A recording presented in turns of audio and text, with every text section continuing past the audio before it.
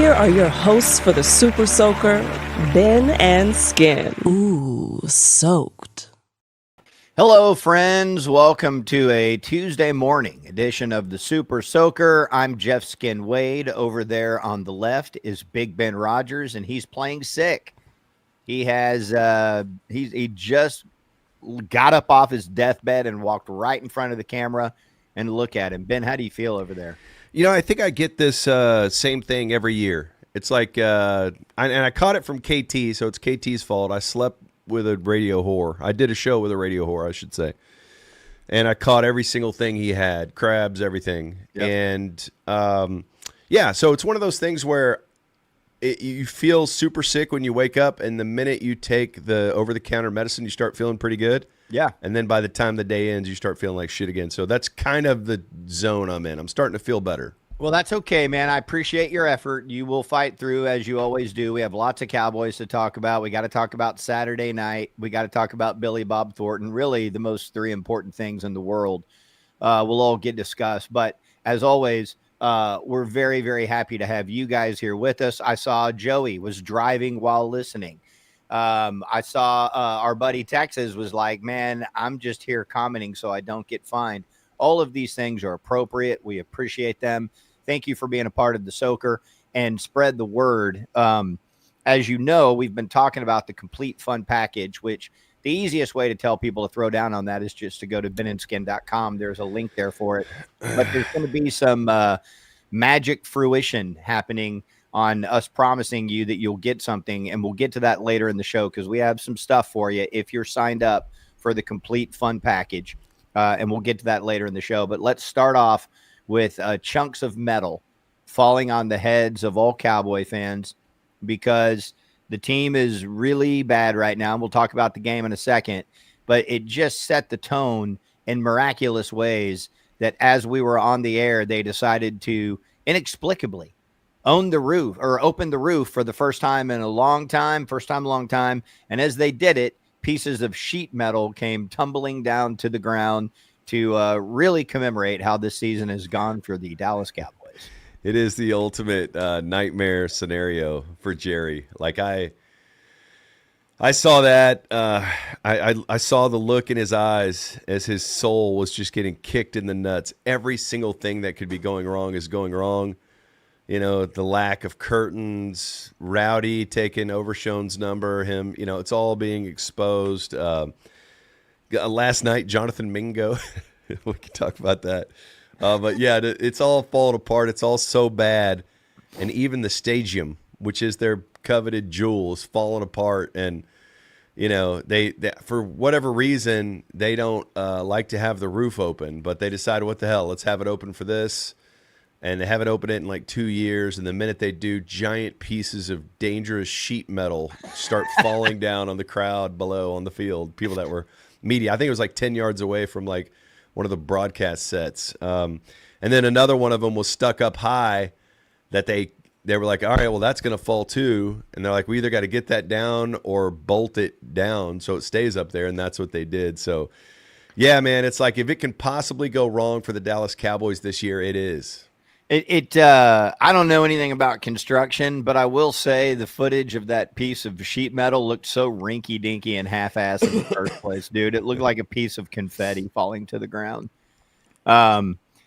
Whatever. That's funny. It is funny that it's on the heels of, while Netflix couldn't stream the fight properly, there was audio of Jerry bragging about the stadium. I mean, it all just works perfectly. While Mike McCarthy is leaving that fake fight, Michael Irvin's talking about trying to convince Jerry to hire Deion Sanders. I mean, everything about this is just play acting. It's all play acting. I started thinking about this last night with the whole Trey Lance thing, who, you know, remember they gave away a 4th-round pick for a quarterback that's not ready to play, and then his contract's about to expire, and then after the game, Jerry said, we're still not playing him because Cooper Rush gives us the best chance to win, which it's all funny. It's all comedy. But I was sitting there thinking, at this point, since Mike McCarthy, you know, they have to cut to him down on the sidelines and he has to look like he cares about the game. And then they show a lot of footage of him doing this.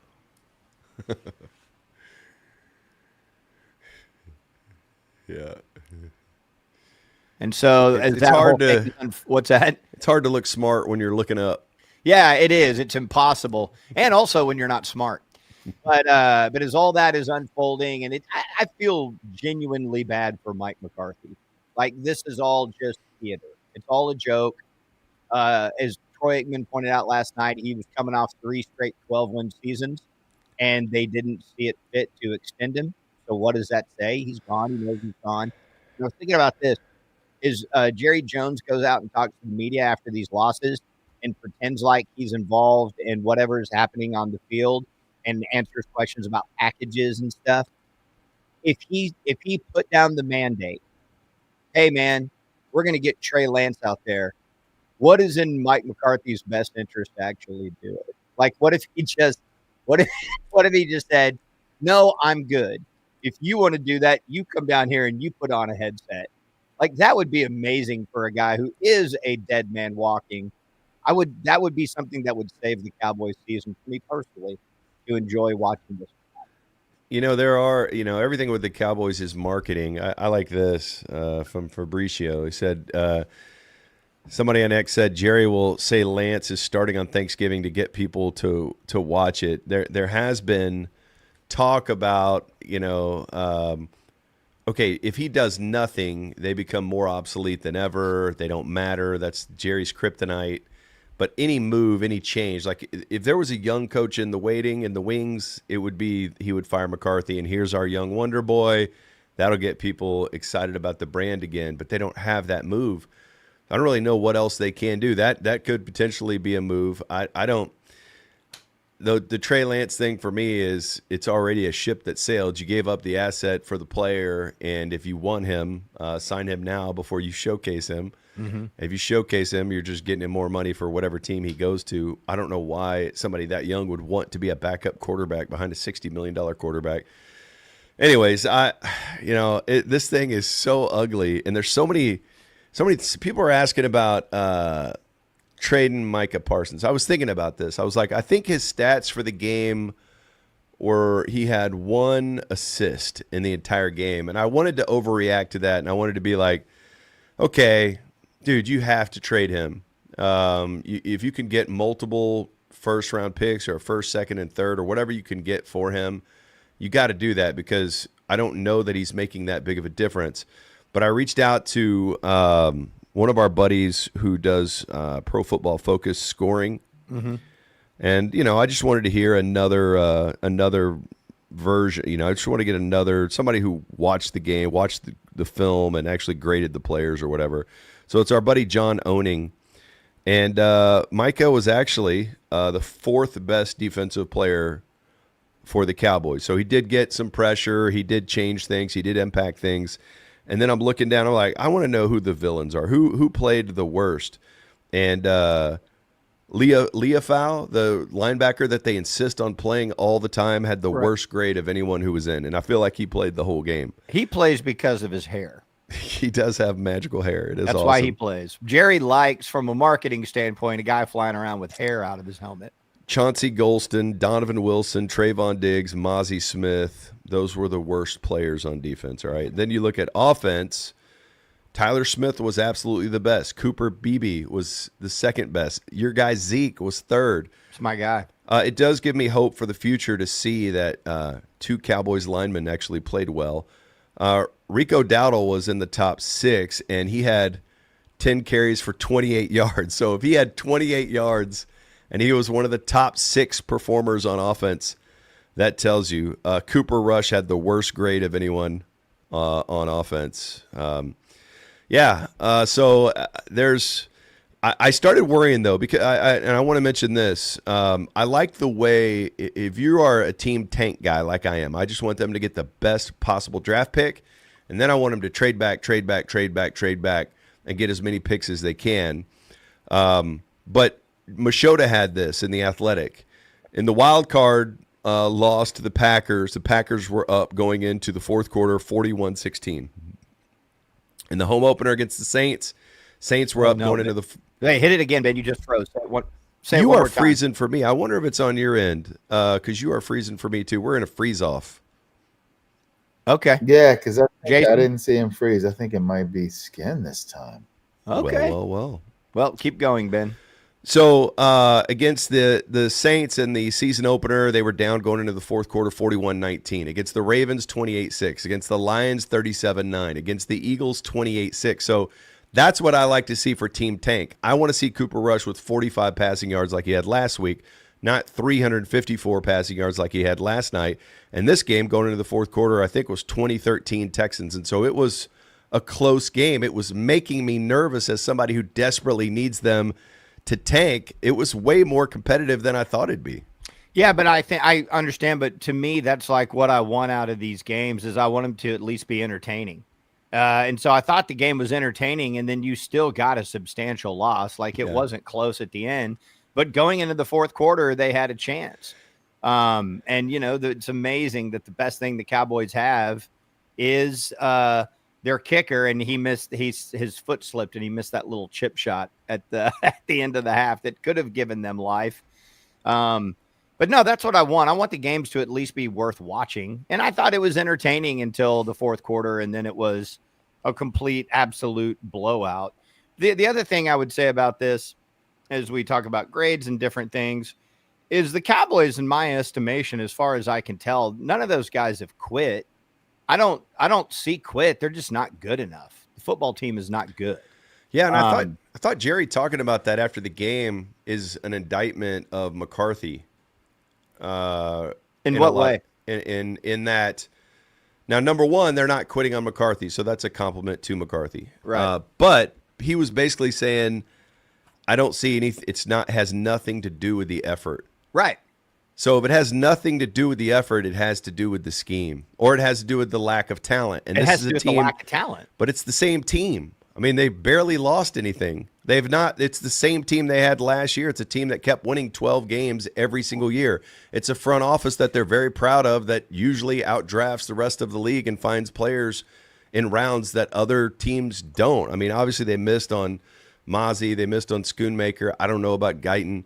But, I mean, really, if you look at it, everything started going to shit in that Packers game. But prior to that, they were one of the best teams in the league. They were one of the most talented teams in the league. So it's the scheme. It's the scheme. I think the scheme's part of the problem, Ben, but where I would disagree with you on that is when you look at their losses, it was all in the depth. Like the 5 or 6 guys they lost, they were all good players. They weren't their difference makers, but they were all good players. And then when the season started and they lost their 4 best defensive players, if you want to include Bland in that, they had nowhere to turn. There was no depth. And so and keep in mind too, like almost all of the players they keep are players they drafted. They do add some players here and there minimally, but it's all about them keeping their guys.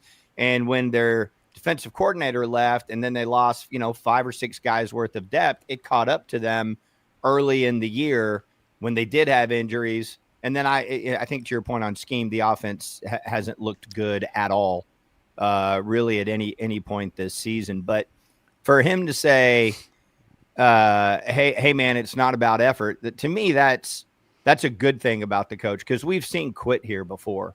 And I've always thought, as much as I hate the way McCarthy approaches offense and time management and those things, I've always, since he's been here, given him credit for having a culture where guys care and they actually play hard.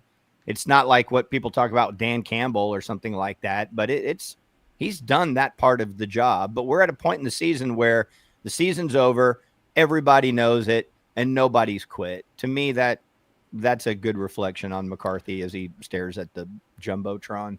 Yeah, so I just took it. I think you're talking about 2 different things. I don't think you can talk about the offense and the defense together. Like the injuries on defense don't impact the offense, except you're just getting in a huge hole. But what's killed the offense is no running game. They didn't address the running back position at all.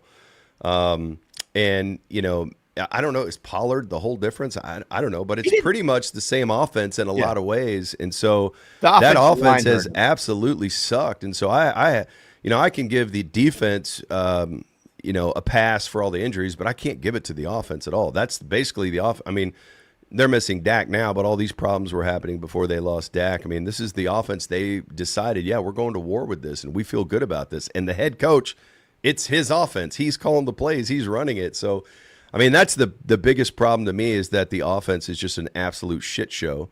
And you've spent $60 million per year on your quarterback. Yeah, and the thing that really hurt him is the death of the offensive line. I could have never in a million years imagined that the offensive line was going to be this bad this year, but it has been. But again, everything's gone wrong on that side of the ball.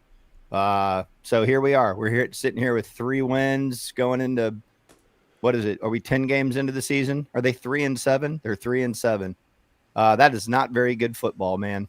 Yeah. So this thing is over. I think Zach will retire. You heard Troy saying it last night. He's not the same Zach Martin that we've all come to know. Which, by the way, hold on, Ben. I was gone. Did y'all talk about those Micah comments last week? Yeah, where he said it's like probably his last year.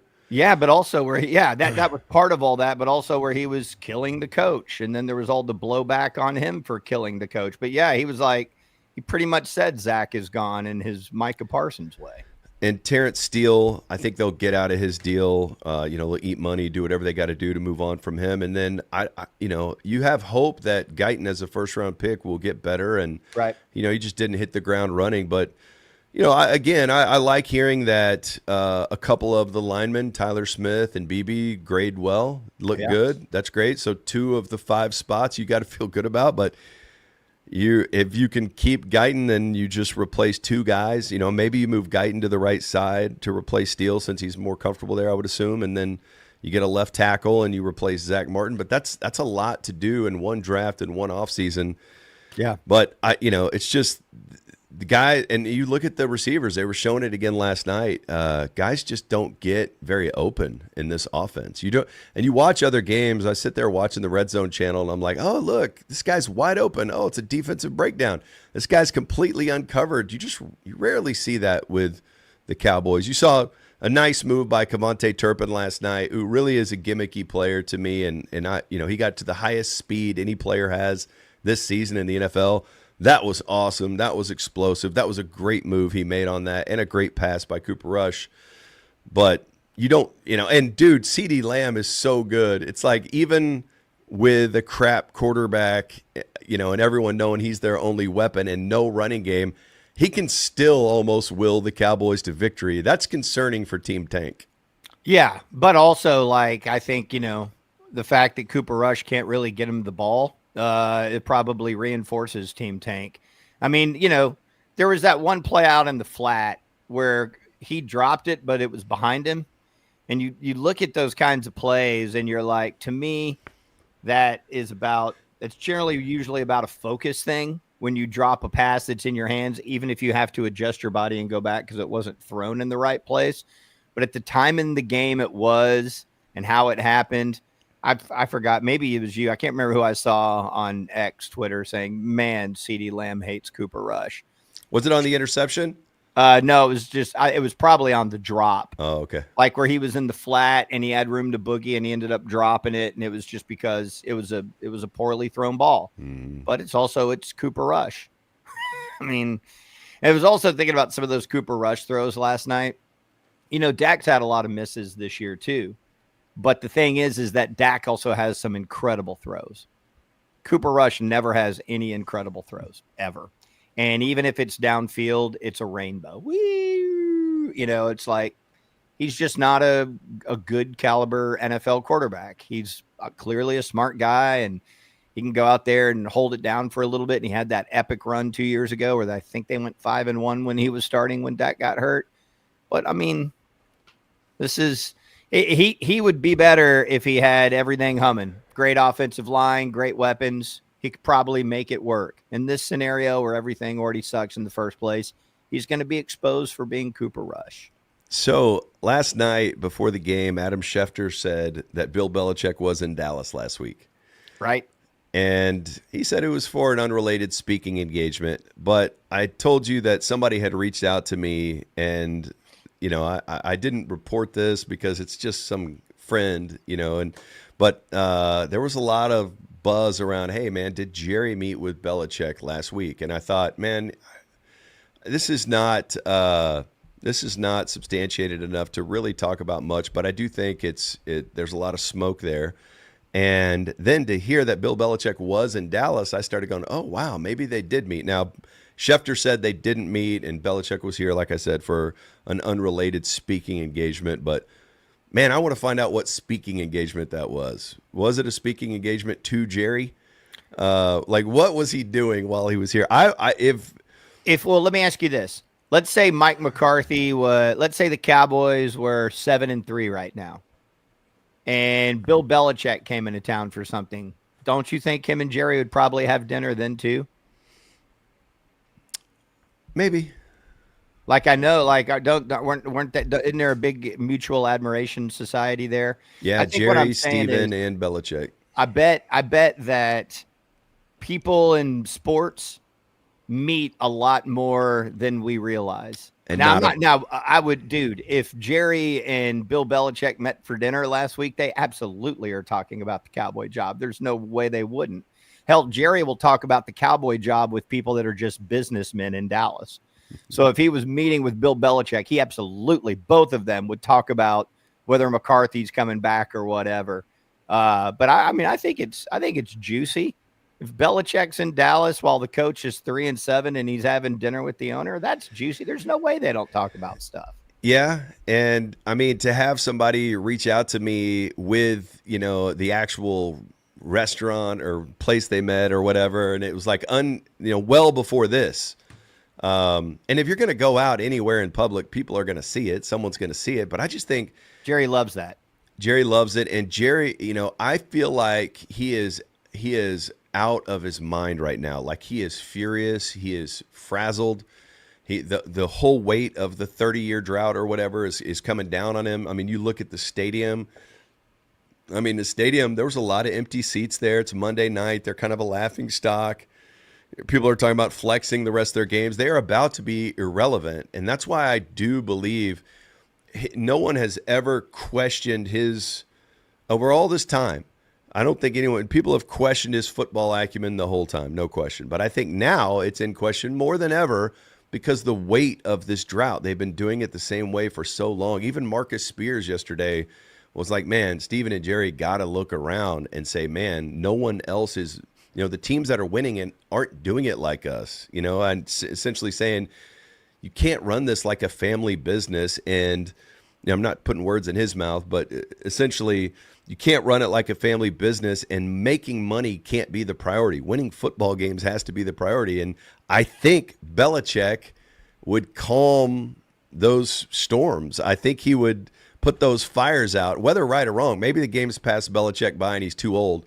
But at least in Jerry's mind, I would think, for a guy who won't put up curtains just because he's being stubborn, you're not going to convince that guy to go take the young Ben Johnson, the young guy, give him his first head coaching job or whatever. You're not going to go get some incredible X and O innovator. You're going to go get a retread. And for him, Belichick is the greatest coach ever of his entire lifetime, and he just happens to be available right now. So, man, I feel like when I heard that Schefter say he was in town last week, and it kind of gave some credibility to what I was hearing, although that's entirely unsubstantiated, it's just gossip. I'm like, damn, I think this is really happening. Well, he's certainly the greatest retread of all time. There's zero doubt about that. But I think you're right. Like, I don't think any of this has anything to do with what a good decision is at all. None of it is. None of it. I mean, I thought McCarthy was a horrible decision. We talked about that when they hired him. So it's not, he's going to go in there and whoever he hires, whether it's Belichick, it's going to be someone that tells him what he wants to hear. And then they're going to go about doing the same thing. Because the other thing is, like, people can talk all they want about what does or doesn't happen on the field. The Cowboys are wildly successful. And, you just said you can't run it like you're paraphrasing Marcus Spears. You can't run it like a family business. Well, there's two words in that: family and business. And both of those things are good. They all love one another. They're a tight-knit family, and they're making tons of money. That's a successful family business. Whether people talk about what they are or aren't doing on the field matters or not. And I don't think, what Jerry says, sometimes you can say something publicly and it has nothing to do with what's really happening with you. But with what they're projecting publicly, in no regard or in no way exhibits any kind of introspection at all whatsoever. It's just a bunch of excuses and being defensive and then gaslighting people and saying things that don't make sense. And maybe that's a strategy. Maybe he is being very introspective and just doesn't want to admit it in one way or the other. But what if the Cowboys shown you in the last, let's just say 20 years, that in any way exhibits forward thinking or being on the cutting edge of what is happening in the NFL? When have they ever shown that to anybody? Wade Phillips, Kellen Moore, maybe. Yeah, sure. That'd be, yeah. I mean, I'll give you that. And they had Kellen in their organization, right? And so they knew what his football acumen was. But the second the head coach didn't want him here anymore, they got rid of him. I mean, the second he was like, and that was a team, by the way, that by most metrics was a wildly successful offensive team, right? It wasn't like they fell to the back of the pack. They were just like McCarthy didn't like it, so he was gone. We got to run this. We got to run the ball. We got to control things. We got to do it. So, okay, we have this forward-thinking offensive mind. The head coach from the barn doesn't like him. Let's get rid of him. And they did. Okay, so I'm curious about the Deion Sanders thing. It would be the same hype button for Jerry to push as Belichick, although it would be a guy with no NFL coaching experience. I think, if you get Belichick runs your defense, you still have to go find someone for your offense, and that's a problem, which is why I think it makes more sense for them to go get an offensive guy like Cliff Kingsbury or Ben Johnson. Ben Johnson really would be the best candidate, right? But somebody who can run. Let me jump in there right quick on Ben Johnson. Everything I've read about him, there's zero chance he would want to come to Dallas. Okay. Everything I've read about him is he's going to pick a very specific type of quarterback, and he's already turned down head coaching jobs to wait for the perfect job. I'd be shocked if he ended up here. So Ben Johnson, Cliff Kingsbury, an offensive mind would be the best way to go. You promote an offensive coordinator to head coach, and you can steal a bright offensive mind in the league. If you're not promoting a guy, you can't steal him. And so you would have to go to the second offensive person on a team and promote them to offensive coordinator, or go get a retread. If you get Belichick, okay, he's going to handle the defense, but who handles the offense? Deon, I don't think is either. I don't think he's an offensive or a defensive coordinator. I think he's like Switzer, like a motivator. He's good for the hype machine. I can see why him coaching the Cowboys would be good for him, because he'd make more money. It'd be great for his brand. If Shador and Travis are leaving Colorado, it'd be a perfect time to part ways with. But I don't know that really does make sense. Do you think that's really a possibility? I think it's a real possibility, and here's why. Now, again, we're trying to get there's football reason and logic, and then there's whatever the Joneses do.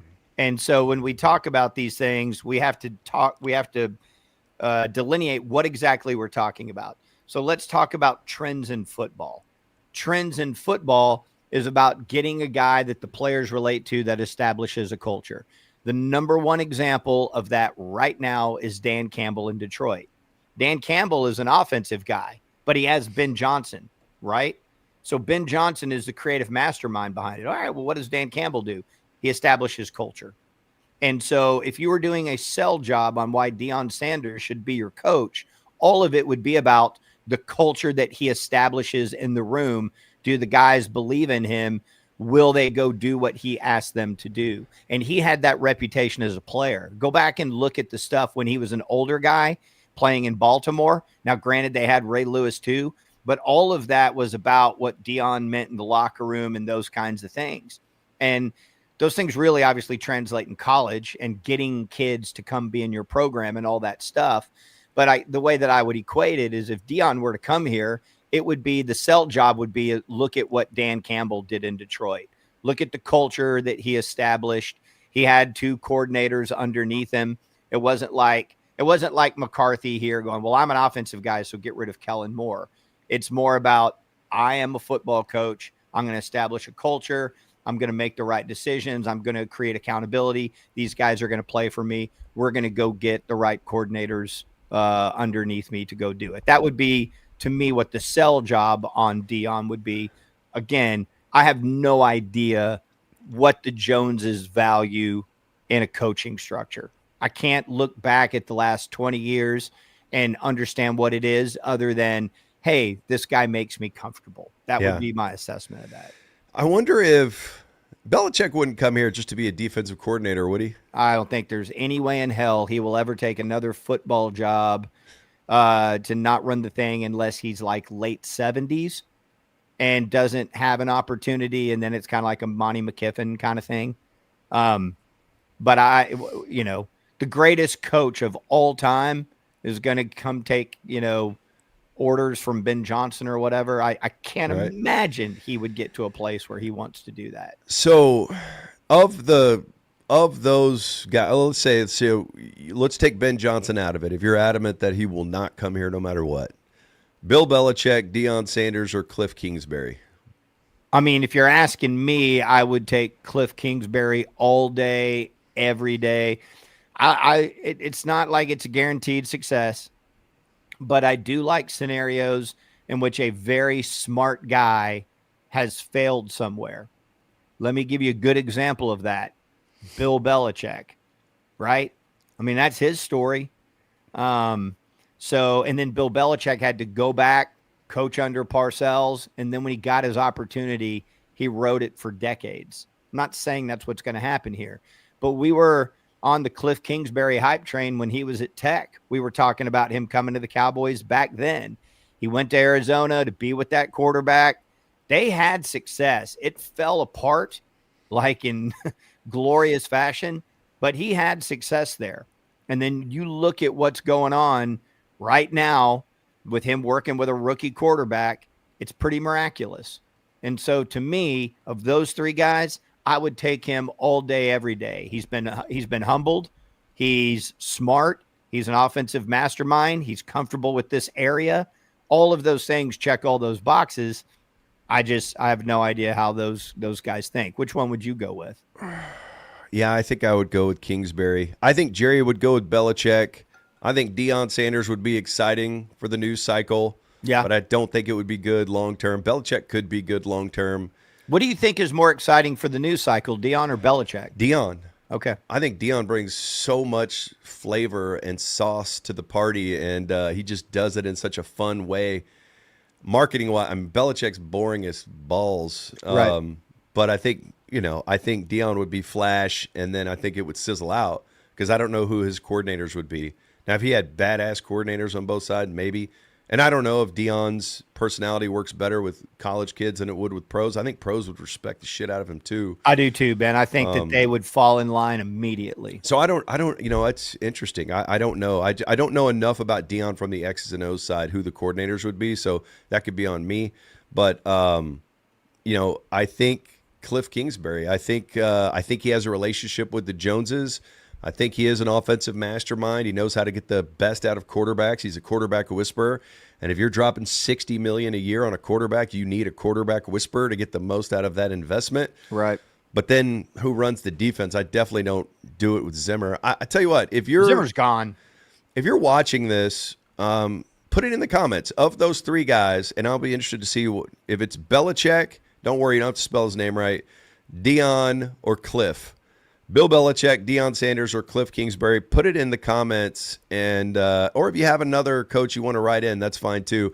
I would love to see what our listeners think. And also, by the way, hit the like button. Anytime you see this stuff on social media, hit the like button. Do us a favor. All that interaction helps. But right now, it's time for us to bend the news.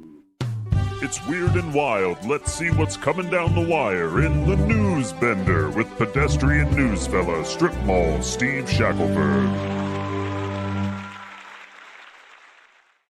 You know him, you love him, you get excited to see his news set. Ladies and gentlemen, here with the news is strip mall Steve Shackelford. That's right. I'm very prepared. I have lots of news today, as always. How have you gentlemen been? Oh, yeah. You been doing well? I saw you saw you doing a lot of Cowboys stuff there. Cowboys looking good. I don't really want to have you on for small talk, Steve. Real curious. Okay. What's going on with the news? That is good. That is good if you throw to a news guy and he's like, hey, everything been good? I haven't caught up in a while. How's your family? No, Doing all right? gonna need the news. All right. Let's get to the news here. Oh, badass. Neuroscientists have taught rats to drive tiny cars. Apparently, they found that rats could learn to drive forward by grasping a small wire that acted like a gas pedal. And before long, these rats started steering with surprise precision to reach a Fruit Loop treat. And then after the treat, they just started driving around because they like driving. That's amazing, dude. That's my favorite picture I've ever seen. Look at all the briefcases on the shelves. What about how nice that one chandelier is in the garage? Yeah, dude. What's going on there? And he is, in life, we're always so busy. We're going from point A to point B. We're flying. We don't have a lot of time. That dude is lounging. It's just a mouse with some nice sneakers on, a sweatsuit. He's in no rush. He's just chilling on his beautiful car in his garage. Got cheese everywhere, briefcases. That is a badass rat. Yeah, okay, so I felt like it was more of a mouse. You see rat there, huh? I think it's a mouse rat. Yeah, it's a rat. I tell you what it is. It's a fucking pimp. Damn that right. That thing is living life so well. Is that Ben, you're good with cars. Is that a Porsche insignia on the hood? That looks like a Maserati, I Okay. think. I'm not sure. It may be some AI car brand that's never happened. It's incredible. Yeah. What are those round things on the shelves? Yeah. It looks like some balls sort of cheese. yarn? Yeah, I Yeah. don't know. This is good. Skin. Is that the next Silver Skylarks album cover? Fuck yeah, man. We call it cheese beats. That's insane. Do you guys I don't know that strawberries and cheese go well together. There's just some hydroponic strawberries sitting on top of that one piece of cheese, that one piece of Swiss. I typically go more apples with cheese, but you Yeah. know, some people like the blueberries. All right, yeah, that's some hard-hitting news there. Yeah. By the way, because we know how this news segment goes, Ben, I would like to give Strip Mall Steve this opportunity before we cut him off later to promote any restaurants Oh, in the McKinney area that he would like to promote.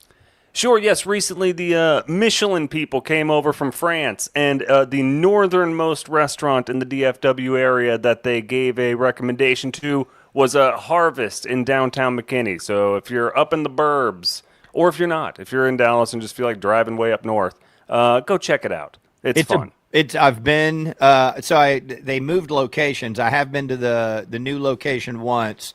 They have a miraculous chef working there. I mean, their chef is something special, and to get that recognition is great. So again, if you're in the northern burbs, it makes sense. If you're not, I drive to downtown Dallas or that area or the design district, whatever, to go to badass restaurants. I love doing that. Me and my wife like doing that. If you're a Dallas person, I think it makes sense to drive north to do the same for a badass restaurant in McKinney. It is called Harvest. Make sure and check that bad boy. I remember, Skin, you told me they had a hot chef there that you like to go stare at. Dude, I will go and play pocket pool while looking into the kitchen. Okay. How is it that the Michelin tire people became the greatest food aficionados? And is it the same people? Like, they just take a few weeks off from tires to focus on finding the best restaurants? It is incredible. Honestly, in the marketing world, it's one of the most brilliant pieces of content marketing ever. Because it's like early 1900s. They're like, what the hell do we do to get people to run down their tires faster? I know what we do. We tell them to drive out to the middle of nowhere in France. They're going to have to buy 2 new tires every 3 months. We got these suckers. And they just milked people for years with it. And yeah, now they're food people. What other news stories do you have? Tons. All right, so a Swedish government official apparently has a terrible case of bananaphobia. A tabloid named Expressen, which I read commonly, revealed that this particular government official has to ensure in advance of entering any building that there are no bananas on the premises. And it's not an allergy. This is bananaphobia. Bananaphobia is not officially recognized in any health journals currently. That banana's ripped, dude. That banana is ripped. And it's like, okay, so this is just tying into the Jake Paul, Mike Tyson hype. Okay, it's a boxing match. It looks like it's a million Putins in the audience. That's all it is. And some of them are wearing blue like one of them's wearing a blue tie, and the rest of them wearing red ties. Why is the referee wearing boxing gloves? He's fighting the banana, dude. You never know. The end of the bananas really looks like a banana dong. And it's kind of wearing Chuck Taylor boxing boots. Yeah, so I think basically one of the Paul brothers pussed out. And so all those Putins still wanted to see a good fight. So they made the boxing referee put on gloves and take it to the streets. And the winner takes all the bananas home. It's incredible. Look at those Converse that Banana's wearing. Look how high they go. They're like those Kobe high tops he had for a while that were way, way high. Yeah, they're calf tops. Wow. Man, I would pay money to look as good as that banana does. Right? think The problem is if you keep him in the ring long enough, he will get soft and mushy. Yes. Yes. All right, in other news, okay. doctors are warning of a rise in a bizarre phenomenon known as winter penis. It causes the organ to shrink up to 50%, but they do have recommendations on how to avoid winter penis. So apparently the testicles, the twig, the berries, the whole thing, they all shrink so they can remain as close to the body as possible. The solution is to warm it up. Ben, how do you warm your dong up? I wear a sock. Yep. Wool? Yeah. Steel wool sock, and I adjust it constantly. I love that the giant eggplant still has its coat on in the office. That looks like a great winter coat. And I love it looks like my body back there in the winter chart. It's either me or Trump, and it's and look at all the sausage signs on the wall. I mean, what is going on at that doctor's office? He's pushing sausage on everyone. Someone needs to explain to me bentcarrot.com. You guys have seen this, right? No. No. Okay. So they run commercial. So there, I forget the name of the actual thing, but it's where your dong like is crooked. It's called Perrin something or other. It's crooked dong. And so in the commercials for crooked dong, presumably the wife is in the kitchen and they look down at a carrot and it's a misshaped carrot. It kind of goes and then it shoots off at like a 35-degree angle. And the wife looks at the carrot and then she looks at her husband like, "You have a carrot penis." And he's like, "Oh my God, I'm so embarrassed. What should I do?" And so he goes and sees a doctor just like this eggplant does. And it's a real medical condition, but they have totally, de-emphasized the realness of it by, if you want to get more information, go to bentcarrot.com or maybe it's crooked carrot. I'm going to look it up. You guys have really never seen these commercials? No. No, I think you made them up. I swear to God, they're true. Or maybe they're not. Maybe they're a part of my rich fantasy life. Okay. When I put in bentcarrot.com, it took me to Pyrenees disease. Yes, that's the name of the condition. Oh yeah, I Pierogi's think I have seen these commercials. Yes.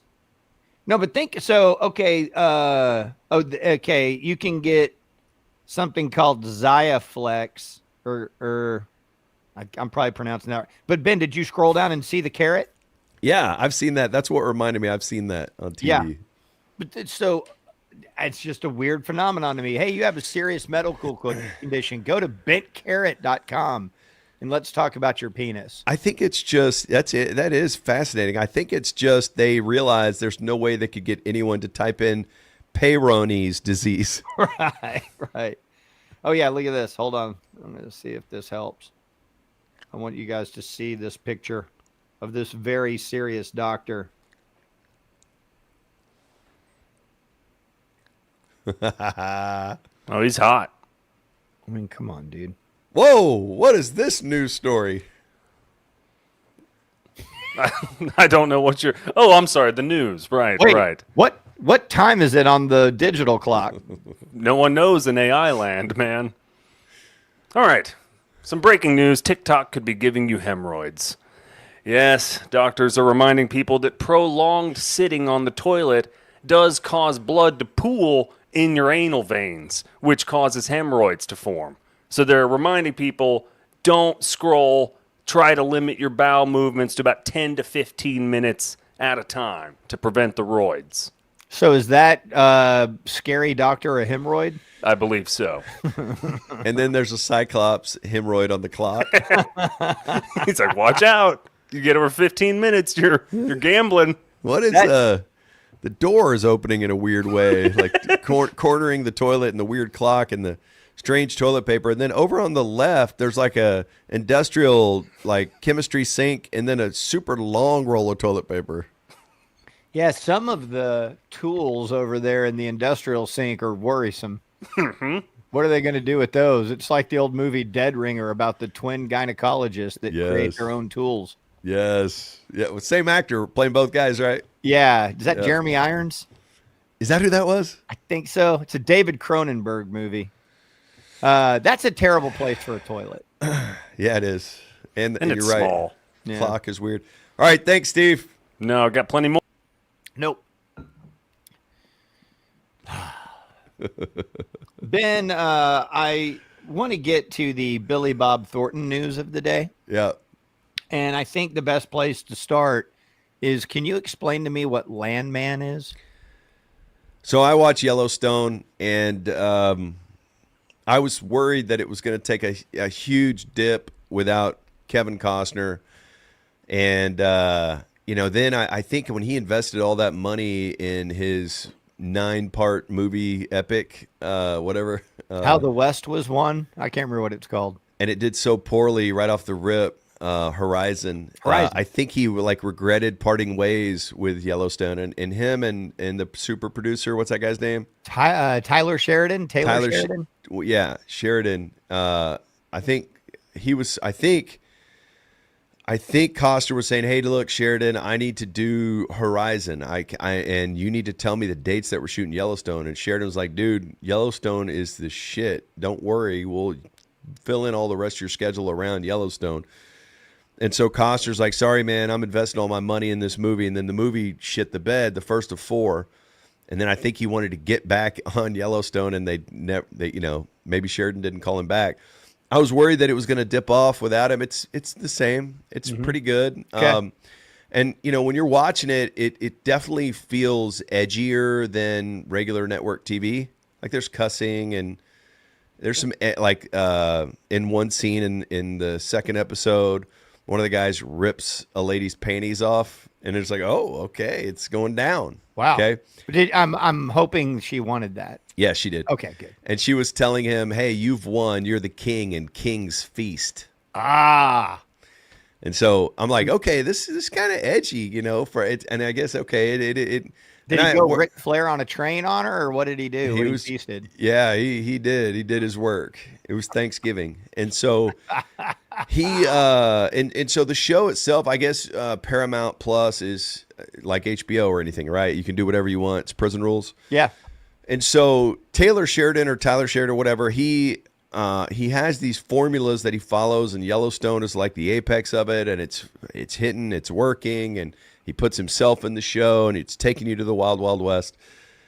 Well, he's got another new show, and it's called Landman, and it's got the same universe as? No, it's totally separate. It's current day, and it's about the oil business. Okay. Okay. Oh, wow, that's very Jerry Jones. So he spends a lot of time here. He spends a lot of time in Dallas and Fort Worth. He's tight with the Joneses. He's always in that suite. And so I guess he's part of the reason he's been spending so much time here is obviously the oil business is booming here. And so getting to learn about that so he could write Landman. And there's some big stars in it. John Hamm is in it. Oh, cool. Who is the lead female? The lead female. Oh, it's from the Brat Pack. Ali Sheedy. No, the main one. Oh, Molly Ringwald. No. Demi Moore. Yes. Oh, okay. Oh, Demi Moore. So it's Demi Moore, John Hamm, and Billy Bob Thornton. Yes. That's strong, dude. So it's a strong cast, and I'm curious about the oil business. It's something I don't know a ton about. it's out here or whatever. And so, anyways, I have not seen it yet, but they're previewing the shit out of it during Yellowstone. Okay. So you're watching Yellowstone. They're like, don't forget a sneak peek of Landman next. And I'm like, shit, I'm always watching too tired. I'm always too tired when I'm watching it too late. But that said, there's two things we got to talk about. Second thing, don't show this picture yet. We got to talk about Billy Bob Thornton's style. Okay. But before we get to that, there is a scene from Landman that's going around the internet. All right. And I bleeped it. I bleeped it twice. The internet? I bleeped it twice. And it's like they put this out there. It's their show on Paramount. Paramount Plus. I didn't know you could even say this word, but they did say it. And it's so crazy. So Billy Bob Thornton is talking to his daughter, and I guess he's a bad father, and he's finally checking in, and he wants to talk to her and have the talk about sex, and he's worried about how he's going to have this conversation. And she says something that's outrageous that I want to be very careful with. And I can't believe we're being more careful with this on YouTube than they are on Paramount Plus. Which is why we should just go ham. Like, we should be fine. All right, just here it is. You having sex? Daddy, Well, I had to ask, of course. and that's what I get for asking. Are you being careful? Yeah, we have a rule and we stick to it. I'm gonna regret asking you this, but what is this rule? As long as he never in me, he can me or on me. God! What? Look at that look. That's amazing. Man, I think that's what you're supposed to do is promote safe sex. I'm like... So does... I was also noticing the background. Does Landman take place at Varsity Blues? Yeah, what's totally crazy about that, I watched Varsity Blues last night. Oh, how good was it? This wasn't good. Still like the movie or the entire TV series? Well, that's different. The TV series is called something else. Oh, okay. The movie Varsity Blues is an entirely different thing. And, okay. Oh, man. So that girl, here's the deal. Here's how you can feel better about that. That girl's probably 25 in real life. It reminded me of the gal in Ozark. The daughter in Ozark. Okay. I'm looking at a 10-second clip, but that's whoever that actress is reminded me of that actress from Ozark. I have never heard such aggressive writing, such an aggressive script in something like I've never seen that. Really, you don't ever run across that word being used, and they used it twice at a high school football game in a super quick machine gun fashion. I'm like, man, this is so, I mean, hell, is this real life for somebody out there? I don't know. I would never want to be in that conversation, but I love the look on Billy Bob Thornton's face. Yeah, I mean, clearly, if you want to soft pedal it for family, you should say finish. Yeah. But it's a good safe sex conversation, man. They're not safe sex, I guess. Pregnancy preventative. Look at that. I love Billy Bob Thornton. I think he's a great actor. Dude, he is one of my favorites. And if he's in something, I'm immediately interested in it just because of his presence. I saw, who was he married to that was so hot? Angelina Jolie. Yeah, I saw a video of them, and I've seen this a million times, but there's some video of them where they're just going to an award ceremony, and she is all over him. She's at her peak hotness, and they're like, what do you guys are so in love, like, what is the deal? And she goes, we just had sex in a car, and we're going to go have sex again. And I saw somebody go, how did Billy Bob Thornton make her feel that way about him? And hey, he's good, man. He's such a stud. He's a brilliant actor. He's always got that same dry sense and style. And lately, I've seen him pop up with a strange look. He's got a new look. In theory, I don't know if you have the TikTok too, but just show the pictures here. This is a look that he's now throwing down when he does interviews. He's got the hat underneath, the toboggan. What would you call that? Toboggan or Scully. Well, probably Scully toboggan. winter hat. He's got that underneath, and then a regular. What kind of hat is that on top? It's That looks like some sort of fedora styled hat. Like he's going double hat. He's going hat on hat action. And do you have the other pictures theory there also? Wait, hold on. Is that? Can you go back to that other picture right quick? Is his loop earring going through the toboggan? Yeah. Or is that even attached to his ear? It looks like he's got, oh, yeah, that might just be through that. I feel like I'm looking at a Steve news story. It might. Does he have a fish hook there? Is he trying to catch a fish? Does he dip his ear in water? And if you go to the other one, you can tell it's more prominent because they're two different colors, but that's just what he's been rolling out. Do you have the TikTok I sent you as well? By the way, everyone's telling us, and they're correct, that is a beanie. Okay. If he doesn't have the TikTok, I can just explain it. So I saw this look, and I'm like, man, this is one of the worst looks ever. And I'm like, this is shockingly bad. But I like him so much. And, hey, he's being original. He wants to have his own style. It definitely stands out, but it is so odd. And anyways, I stumbled across this TikTok where this lady is interviewing him for TMZ. She's like, people are wanting to know about your style. And he's like, oh, thank you very much. And here we go. Okay. You crank that volume. Right. Oh, thank you. I just saw your interview and you said that you are a hippie at heart, but we're gonna be honest. Some people online were wondering why are you wearing two hats? Tell us about. It's a hat on a hat. Yeah, that's right. So, what do you say to the people that might be judging your style with two hats and asking why you might be wearing two hats? First of all, I don't do it in the warm weather. Only in cold weather. And also, it's just kind of a thing I saw a friend of mine do years ago who was in a band, not a famous person, just a person. And I thought, you know what, I like that. So I just started doing it. All right, there you go. That's enough. So I don't know if you guys could hear that, but he said she kind of blindsided him with it. She complimented his style. Then she said, everybody wants to know why you're doing that. Mm-hmm. And he's like, it's kind of a hat on a hat. And I don't do it in the summertime. I only do it when it's cold. This has been another Iron Balls production. Oh, okay. All right. Yep. And so she said, or he said, there was a band one time, and this guy in the band, it wasn't a famous band or anything. He did it, and I kind of liked the look. So I did it. And I was like, you know what? Pretty good answer. Do your thing, Billy Bob. Yeah, I would. What I would say about all that, a couple things. Number one, I never realized a beanie is considered a hat, but I don't know what else it would be. Like, in other words, you'll see some people put scarves on their head. Is that considered a hat? I think it's kind of akin to that. And when he says, I only do it in the cold weather, I think that kind of underscores the thing. The other thing is that in my experience, and then obviously seeing, pictures out in the world, but also just being around studios and stuff, musicians dress differently. And they also dress, honestly, kind of impractically. There was a really funny conversation I remember the Hardline had about, I don't know, a decade ago, where they were talking about what does Lenny Kravitz wear when he goes to the store? Like, if you are projecting a certain attitude and fashion within your discipline, whether it's music or acting or whatever, it's usually like completely affected.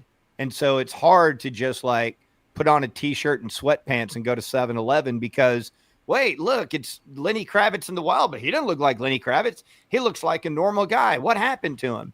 And so like Billy Bob, we had him on the show to promote what were they called? The box cutters. Yeah. And, he fancies himself band man. What he looks like to me, Ben, is he looks like a mixture of Steven Van Zandt. Most people probably know him from The Sopranos, but, he was a huge part of Bruce Springsteen's career growing up in the 70s and on into the 80s. I always remember him as the guy behind the Sun City song, which was huge when we were in high school. He looks like a mixture of Steven Van Zandt, who that guy looks like a New Jersey Pirate, mixed together with Corey Feldman. If you took their two styles and mashed it together, that's what Billy Bob Thornton is wearing in those clips. Yes, it's very odd. It's shocking. I don't love the look, but I'm an old man, dude. I wear vests. I'm not the target demo. I see what a lot of guys are wearing to NBA games, and it was like every once in a while, who's the dude that we wanted to come here from Washington, but he didn't want to come here? Kyle Kuzma. Yeah, Kuzma will, he'll dress like a traffic cone, and I'll be like, man, it ain't for me. But then again, I remember my dad mowing the lawn in like black business socks and New Balance, and I thought how square he was, and that's me now. I mean, I'm older than he was at that point, and I wear sweater vests or vests. I would never wear a sweater vest. That's taking it too far. I'd wear a bulletproof vest or a golf vest. I think a knit sweater vest would be dope. I should start wearing bulletproof vests.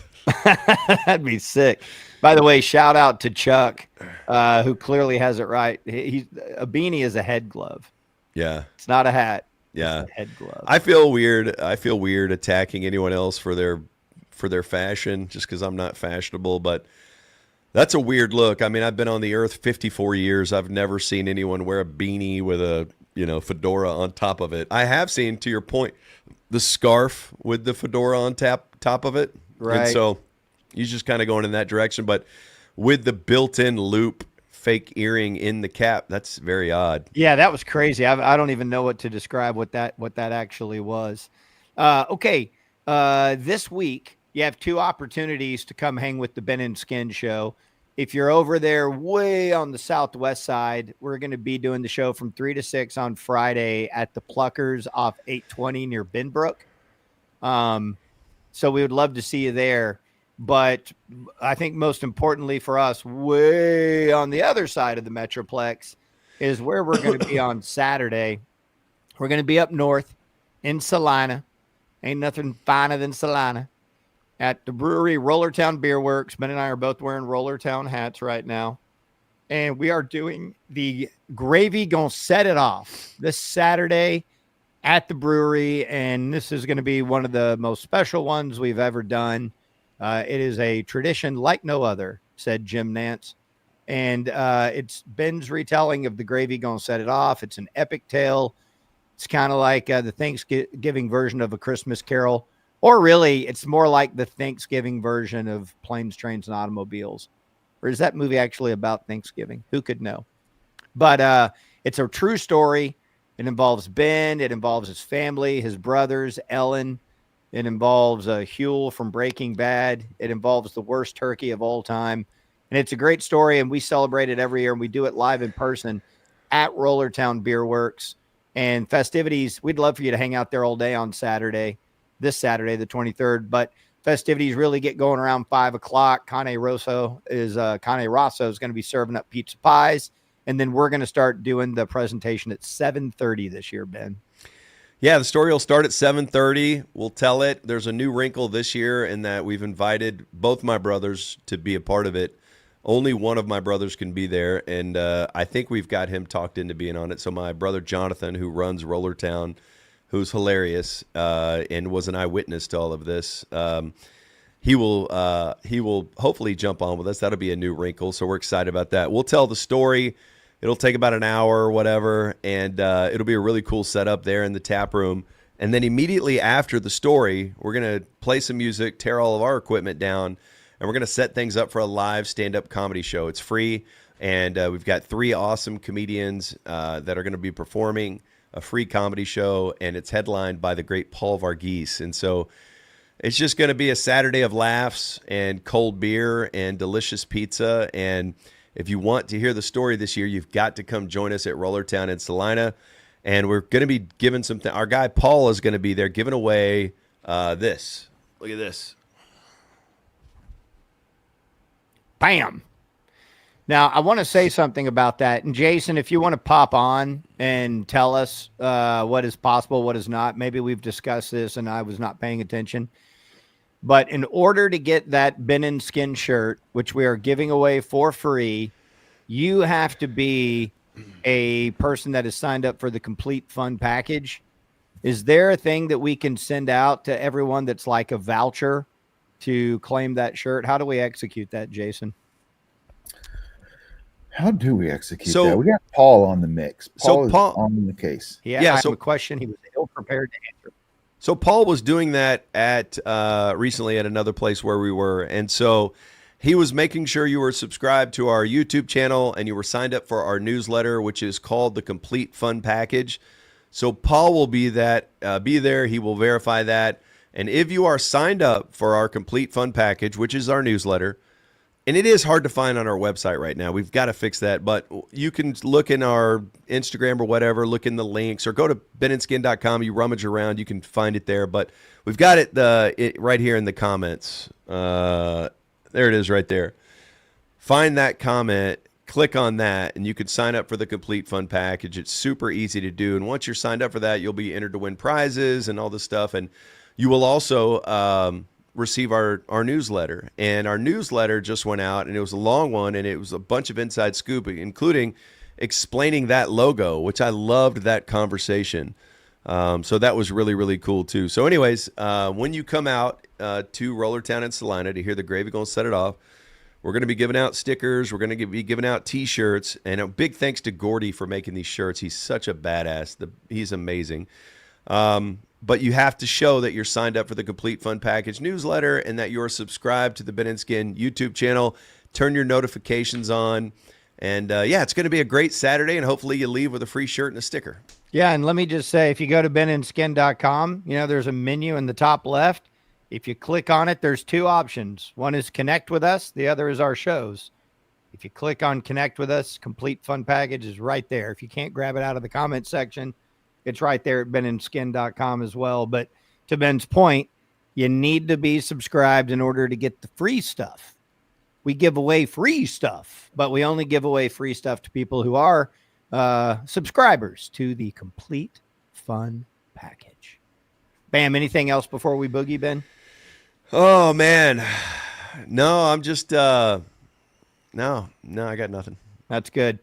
We're going to end strong like that. It is the Ben and Skin Super Soaker. Don't forget, we will back. Look at that shirt. Turn that into a head glove. We'll be back here Thursday at 10 o'clock. Poor spacing with the Mab Studio 41 tomorrow night at 6. Ben and Skin show every weekday, 3 to 6. Pluckers Friday. Gravy Gonna Set It Off at Rollertown Saturday. Don't miss a second. Subscribe to the Complete Fun Package. We'll see y'all here in a couple hours. 97.1 The Eagle. Bye. This has been another Iron Balls production. Iron Balls!